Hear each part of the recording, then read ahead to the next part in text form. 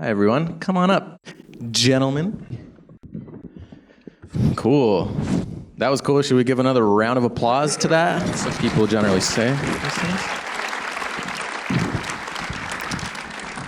It's kind of crazy sitting so close to a screen. My friend took me to see The Irishman the other day, and he made me sit super close for like 4 hours of a movie. I almost passed out. It's kind of great. Cool. So first of all, I want to thank Fabiana and Christina for inviting me to moderate this talk. Thank you guys for that, for making space for someone like me to be up here. I appreciate that. Thanks for doing it, AJ. Yeah, my pleasure. Thank you. No, I said Mark, thank me. Dougal. I think, this is really cool for me because like I've been following your guys' work for quite a long time. I've been at the DGA for like almost 8 years or something now, and you guys have been here for like a lot longer. You guys have been nominated before. You guys have created a lot of work that I respect. 9 times right here. This is 9th. I was waiting to see when that would come up. Surely it's his year.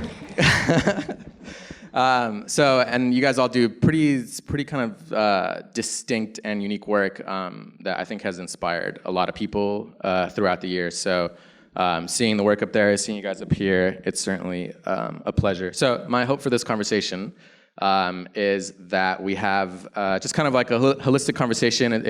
I'm not trying to be so structured with it. I hope that we can just kind of have a good conversation about what it means to be a director, what it means to be a commercial director, what it means to be inspired. So one thing that I've been thinking about and that I think about kind of often is something that I was reading an interview with Jenny Holzer, and something that she said about inspiration like really stuck to me, which was this idea of when she comes up with her truisms, she will just kind of lay in bed or sit on a couch and just close her eyes and wait for inspiration to come, you know? So I was wondering for y'all, and whoever wants to answer can answer, how do you guys find that when you see a board, let's just talk about commercials, I guess, for a second, which wouldn't be my first choice to talk about with you guys, but let's just talk about commercials and these specifically maybe.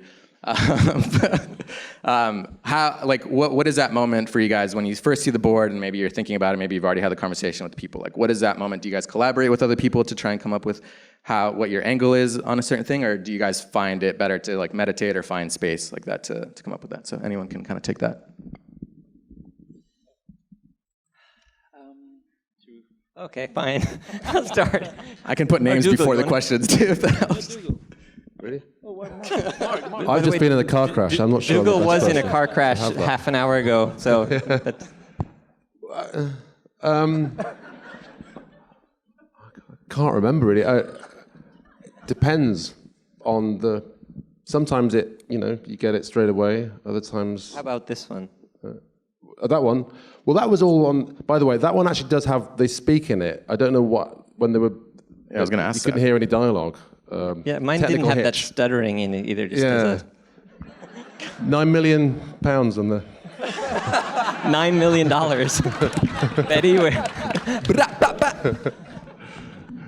Case by case basis would be my answer, which is not very informative. But that one was very on the page, Then it was all the decisions are how are you going? What style is the Western going to be? What style is the animation going to be? What's the song going to be? But other times it's very vague, and you have to go away and. God, it's a terrible answer, but it totally case by case. But I usually go away, and I think I'm a bit masochistic, so I like to really worry and trouble myself.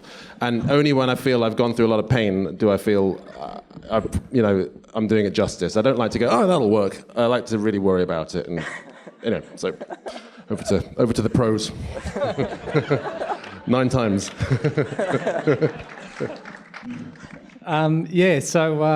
I think it's job by job, like sometimes it's there.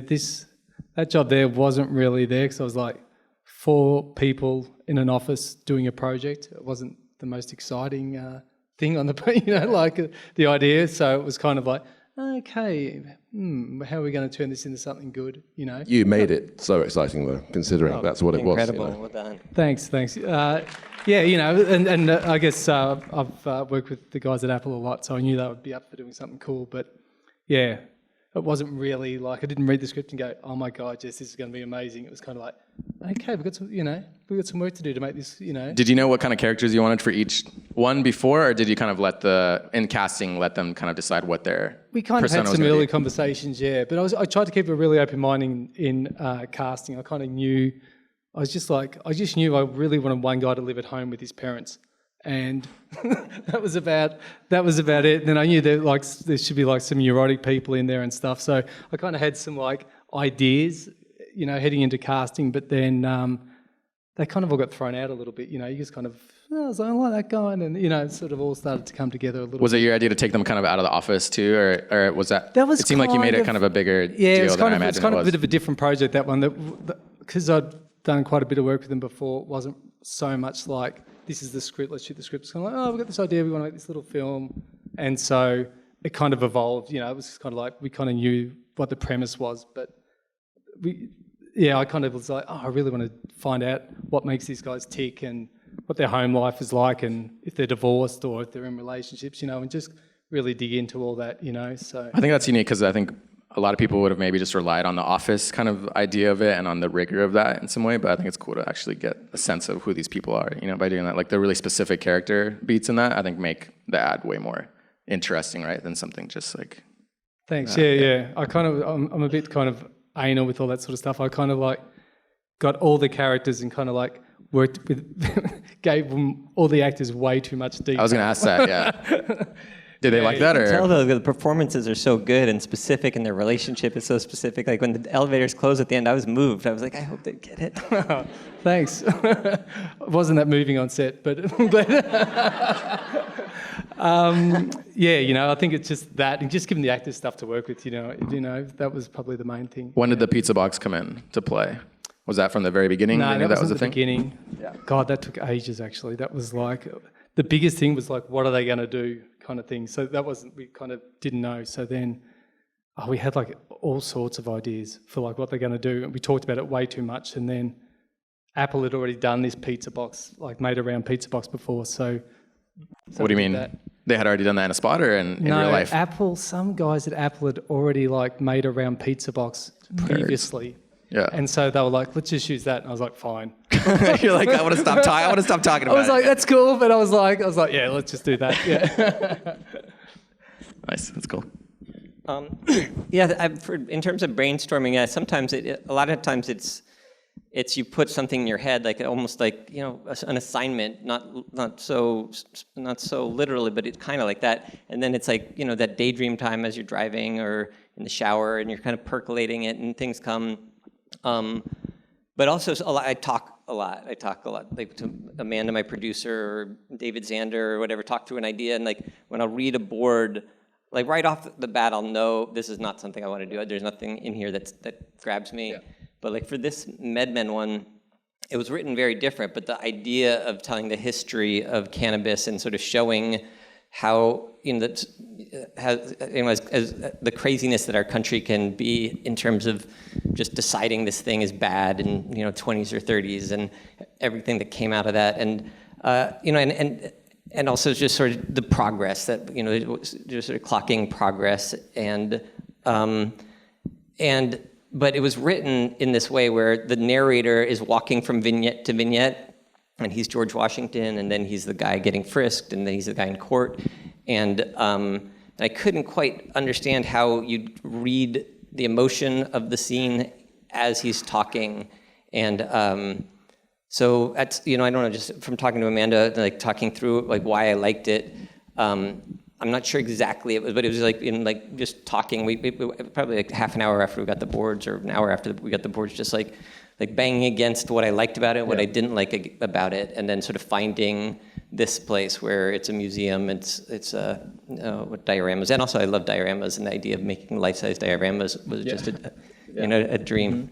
So you came up with the idea for the diorama? Yeah, well, yeah, it was live action before. Yeah, right on. And is that your voice in the? Yeah, I did. We have two versions, but yeah, that's my voice in it. Okay, the other version is a different voice? Or? Yeah, we couldn't afford the voice. I'm cheap. Right on, cool.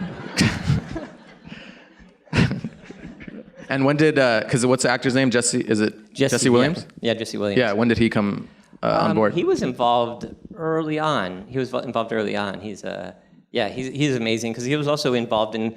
Once I had the idea, sort of, he's an amazing activist as well as an actor, and just involved in shaping the script and shaping the vignettes and what we wanted to talk about. And I mean, it could have been like 10 minutes long because there's the story of the insane hypocrisy of cannabis has so many details. But we kind of, he helped whittle it down with us. And did you guys have other kind of consultants or anyone that you guys spoke to while you were creating this? Because it's like such a... Yeah, and actually Medmen they have a lot of expertise. They know it. They're sort of, they're very... So they gave us a lot of information and to read, and they were knowledgeable. Yeah, cool. What about the other one? What was the original idea? Squarespace? Yeah. It's funny, they called with very loose ideas. They kind of had one thing written, and they had Idris Elba, and it wasn't that good of an idea. I can't remember it. But then they were like, well, we have a bunch of other ideas. And they just started throwing out ideas on the phone. Well, what if we do something with the song Que Sera Sera? And there was probably 5 or 6 ideas. And I was like, yeah, Que Sera Sera. And then I think just on the phone, I started thinking about him and that song and that girl's voice, and so it was kind of on the phone with them. Together with them. Yeah. Fredrik, how about you? Thought you'd never ask. No, I think it's similar. Sometimes you find. Normally I try to find something that I haven't done before. I think it's fun to do something that you're a little scared of, So I think that you find something you read the script, you percolate a little bit, you go around, and also speak to Mars, my assistant, a lot. What is this? Similar to that, and then.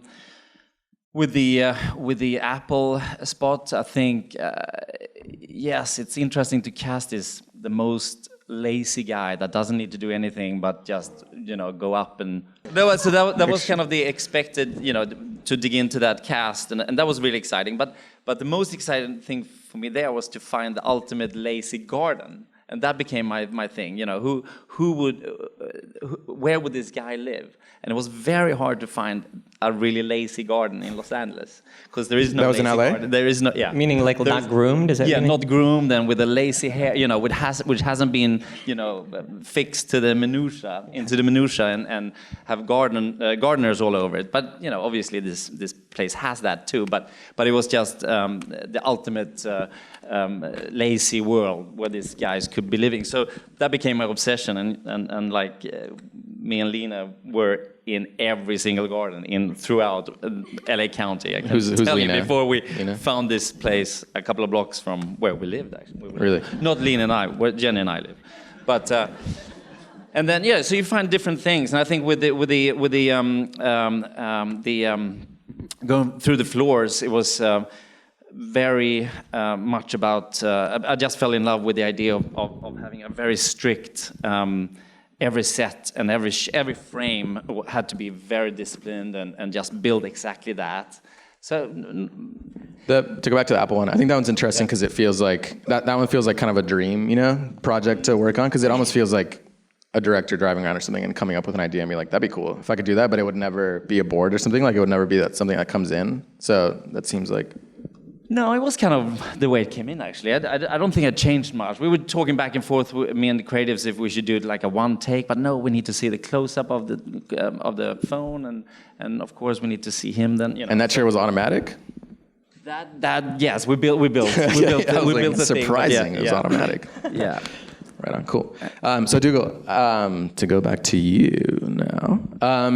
So for the project that you did it's AT&T, because I'm sure you get in a lot of stuff. So what was it about that one specifically? And I think your work, what I think is really beautiful about it, and I've been following it for quite a long time, all the music videos, Bat for Lashes, all that stuff's been really inspiring. So and I think specifically with your commercial work, there's always this really, the characters are always really strong, and the humanity of the characters and the stories I think are really beautiful, and touching. And I'm curious with this project too, what was the aspect of this project that you were like, yes, this is the project that I need to do, or I really love this concept or something? Well, thank you for the kind words. I got more. I can keep going. I can just talk Bat for Lashes the whole day too, the whole night. I really like westerns, and I like animation, and this was the perfect job. Sick. So, Mark, what? But also, I mean, I like, simple ideas. This seemed like a very strong idea, and I'd seen this was a continuation of an existing campaign, the previous executions of which had been really good. I think Steve Rogers had done the last one where it had gone from a sports film to a sci-fi film, and that seemed to work quite well.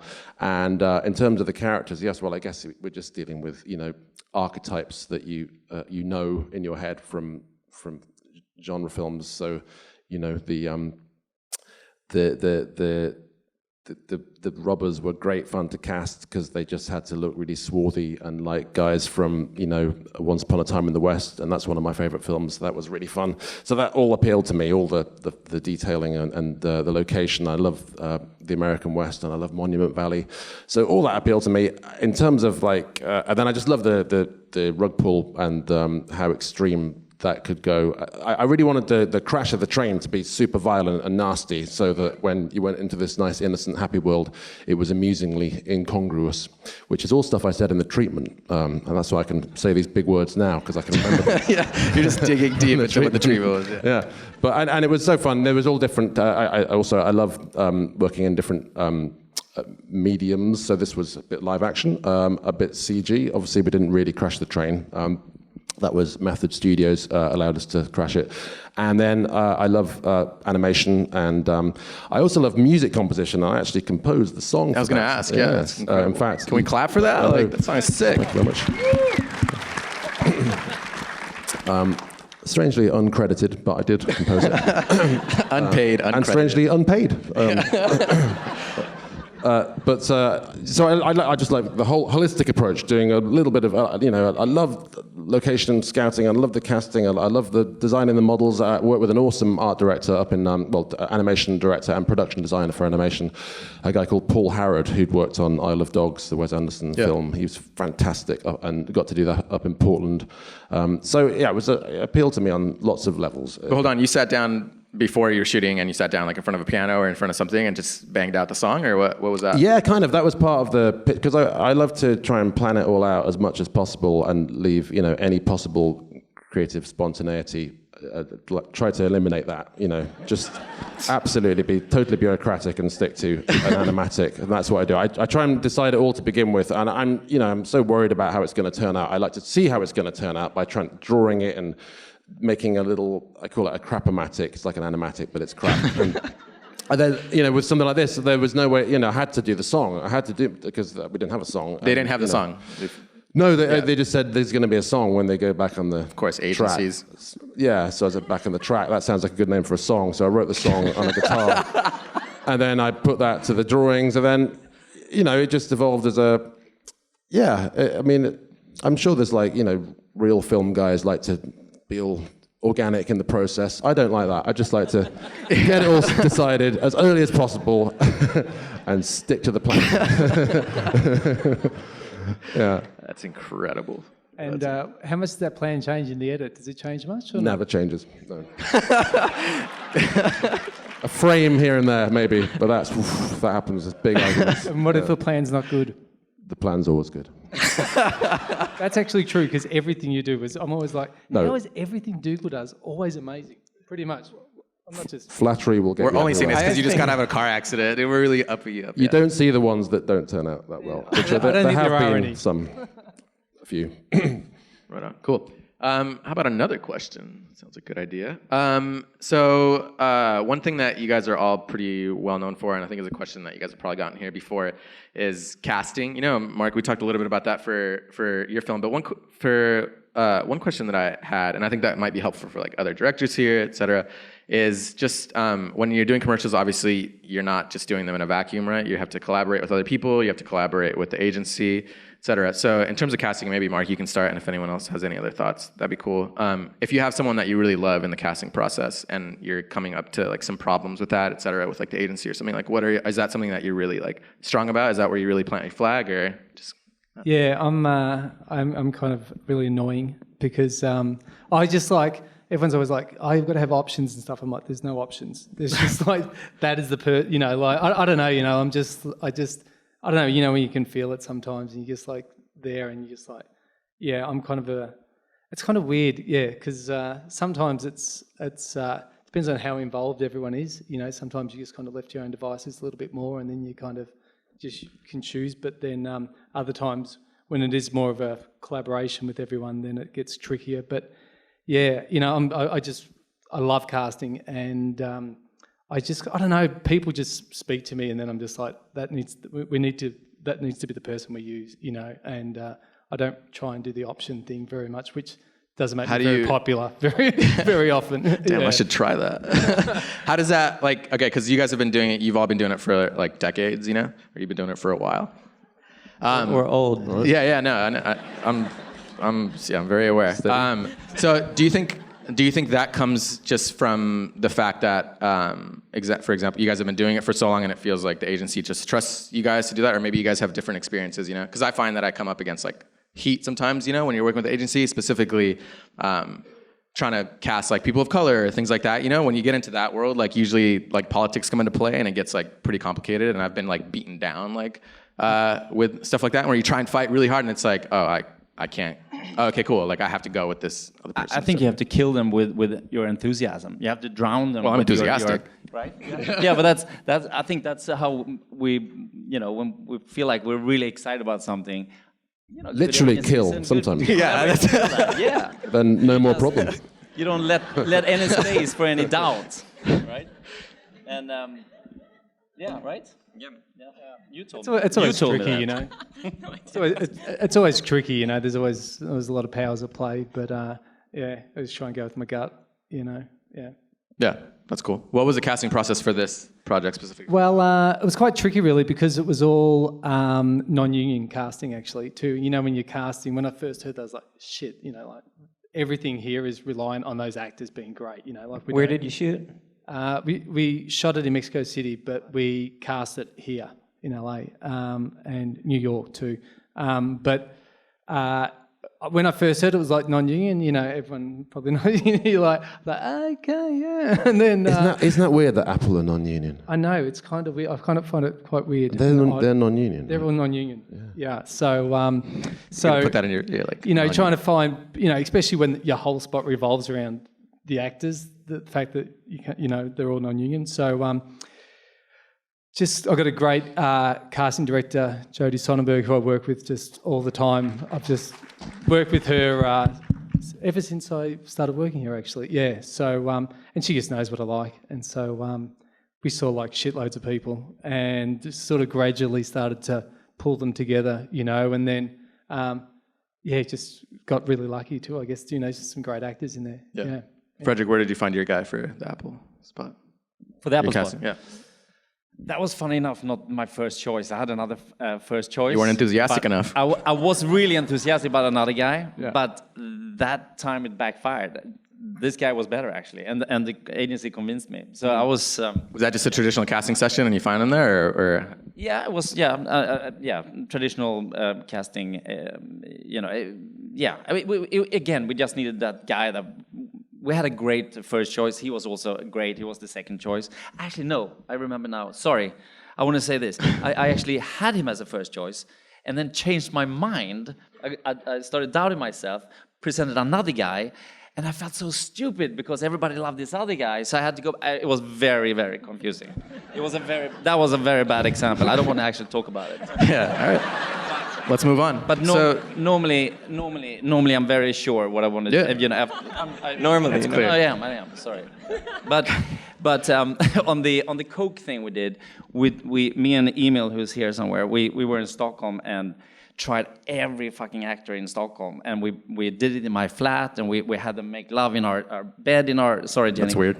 Almost in our, you know, we did basically the whole film in my. So we really, it was so fun. That was one of those, you know, really immersive experiences where we lived in my flat, the crew, and we did the film. That we did the test there, guys, and we did, you know what I mean, right? And you shoot the final thing in your apartment? No, we too? didn't. No, it wasn't. I'm disappointed. But so there we just tested, and cool. then when you do that, you shot that one in Stockholm, or no? Yeah. Cool, nice. That's beautiful. So Spike, maybe you can start with this one. Are there any? I Well, was do you actually guys? going to say something about casting. Yeah, go ahead. One of the things that was what we tried to do in Medmen as we were writing it, we realized that we wanted to include a lot of real people in it, and so a lot of the cast is the veterans are veterans that use cannabis for different issues they have, and there's a lot of ex-convicts or non-violent drug offenders. People in the cannabis business that have a lot of entrepreneurs, and so we tried to do that, and as well in the crew also. There's a organization that gets ex-convicts into film, and I wish I knew the name of it, but they were a great resource, and so we tried to. They helped you with the casting too, or? Not, a little bit with casting, but also with crew. But yeah, I guess both, and we used Homeboy Industries, which is an amazing organization. That Give it up for Homeboy Industries. yeah. For anyone that doesn't know, it's a restaurant, and they do catering also. That it's all employs ex-convicts, and and the food's great. Yeah. So one thing is, do we have any of the ADs or AD team here from any of these spots on here? Thomas is here, who's dope. Anyone else from any of the other jobs? No one? The guy that made that weird sound? Not an AD? Okay. So Spike, let's start with you, because I think for me, when I'm, like, I put a lot of weight on the AD when I'm directing stuff, I find that, especially because like a lot of the stuff that I end up directing has real people, like you said, and it also has like young people, like young kids and things like that. So I think it's usually like really helpful to find someone that is good at communicating, and stuff. And I have Zaida here, who's one of the ADs that I work with. She's over there, who's dope. Anyone? Zaida.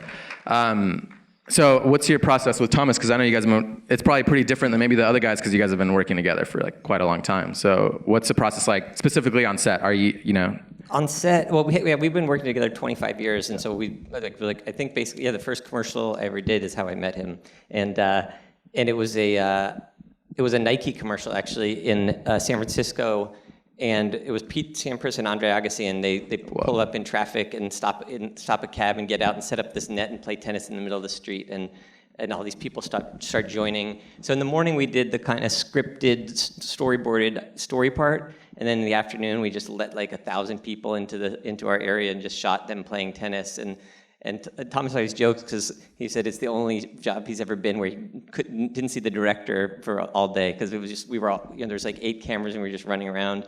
But that was our first job. And What was your first commercial? No, it wasn't. It was one of my it was first commercial together. I did a really bad one before that. Let's roll that one. Yeah. Right now, I think that's a good time to roll the bad one. Yeah, it's Magnum boots. They filmed these SWAT guys running around. It was like $50,000, and it was with a Bolex, and it's not good, but but anyways, on set with Thomas, by knowing each other so well, and Thomas is also a filmmaker, and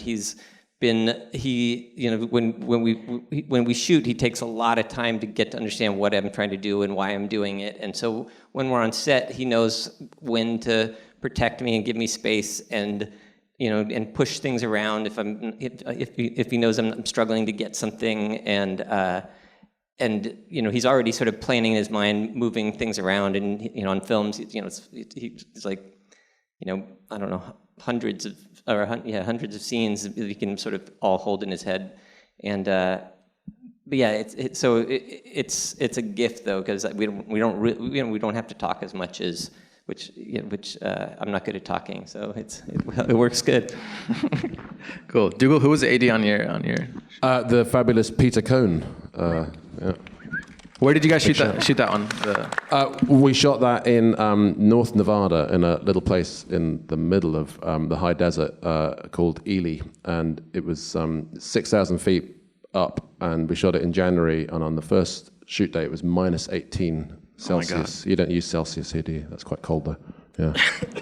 Cool. And he was fantastic, and he had to obviously, move the train around and plan it all around that. Wait, so that train was already there, and everything was already there? It's a railway museum for the old copper mine, and they have several working locomotives of various ages, and we got to use that one and drive it up and down. But obviously, they're not easy things to spin around and do another shot, so it all had to be very highly planned, and safety was important as well. He was fantastic, but he's done a few. I've only done really 4 US jobs, and he's AD'd most of them, I think. Yeah, most of them. We can check the call sheets. Yeah, but he's fantastic. Yeah, he also AD'd With Nail and I, which was a while ago. Oh shit! Yeah. Bit different to the commercial, but it's classic. Yeah, not as good as a commercial. Yeah, he's great. And but obviously then we did half of it was animation, which didn't have an AD because it's animation. Yeah, because it would have been a waste of money having Peter there. Don't know why we would have shouted at. Mark, do you want to shout out your AD? Yeah, it's Jeremy Fitzgerald is a guy who I've been working with loads. Yeah, so he came to Mexico City and it was craziness, really. Yeah, we just got a great relationship. Yeah. Fredrik? I have two things I did with Peter Cohen, so that's why he's at my table on Saturday. And when Dougal wins, he'll look at you and say hi. Yeah, but well. No. Yeah, sure. I mean, anyway, no, I'm just kidding. Ridley's going to win. Yeah. But what's amazing with these incredible 80s that we have a lot here and also and with Peter is that whether it's a one-take film or he's done some of the biggest movies out there, but it doesn't matter if it's a one-take. He's equally as attentive to details and almost more on top of it than and as much as on one of the more complex ones like yours or the HP one, and it's really beautiful to see, because you sometimes on a simple thing you go, is it, what's the AD going to be doing, but you realize when somebody like of this caliber comes on, you realize it's everything, they just put the whole they really put the atmosphere and the way they speak to the crew and actors is so valuable. The HP one, did you guys build all that stuff or what? Yeah, all built. Yeah, that's wild. It's a tremendous skill, I think, being a good AD, being able to logistically sort everything out and then create a space for you to be creative in. I think the AD sets the tone for the entire thing, Yeah, and then also, move the toilets. It's I mean, it's, you know what I mean? Like, it's trying to be sincere. You were sincere for a second. I was trying to beat you. No, I am being sincere. So you show up to the next shot, and suddenly the whole unit's being moved. And I didn't see. How do you move the unit? Oh, it's all being sorted out, through my earpiece, silently, while you were telling me, while you were shouting at me. I'm pretty in awe of ADs. Yeah, an AD should be president, really. They could sort everything out. Peter Cohen, 2020. Cool. Right on. Cool. Dougal, do you yell a lot on set? No, I don't yell. I just... Damn it, I was hoping. I yell at myself. Peter says you yell.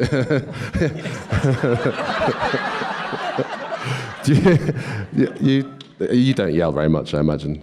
No, I don't. But inside, I'm yelling. Yeah, there's cacophony in my head right now, actually. Yeah, it's lovely when you can just say some quiet thing and then it all just gets done by the AD. He's just shouting. It's it's a bit like I don't have a metaphor for that. Okay. Let's end it there. Thank you guys for doing this. Appreciate it. Thank you. Thank you. Thanks a lot. AJ.